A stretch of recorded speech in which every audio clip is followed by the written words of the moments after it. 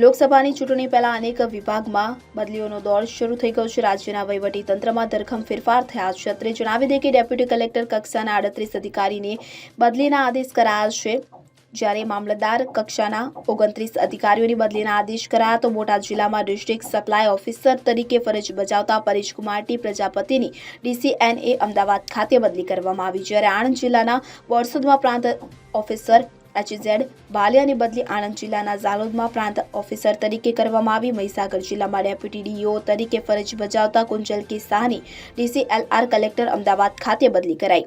મામલતદાર કક્ષાના પણ 29 અધિકારીઓની બદલી કરાઈ છે। GAS કેડરના જુનિયર સ્લેનના 12 પ્રોબેશનરી અધિકારીઓને મહેસૂલ વિભાગમાં ફળવાયા છે। તો બીજી તરફ ગાંધીનગર જિલ્લામાં પણ પોલીસની પણ આંતરિક બદલી કરાઈ છે। ગાંધીનગર જિલ્લામાં પોલીસ કોન્સ્ટેબલની આંતરિક બદલી કરાઈ, તો 484 કોન્સ્ટેબલની બદલીના આદેશ કરાયા છે।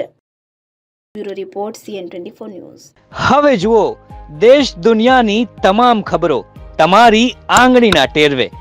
ઉઠાવો મોબાઈલ અને Google Play Store પરથી ડાઉનલોડ કરો અમારી CN24 ન્યૂઝ મોબાઈલ એપ।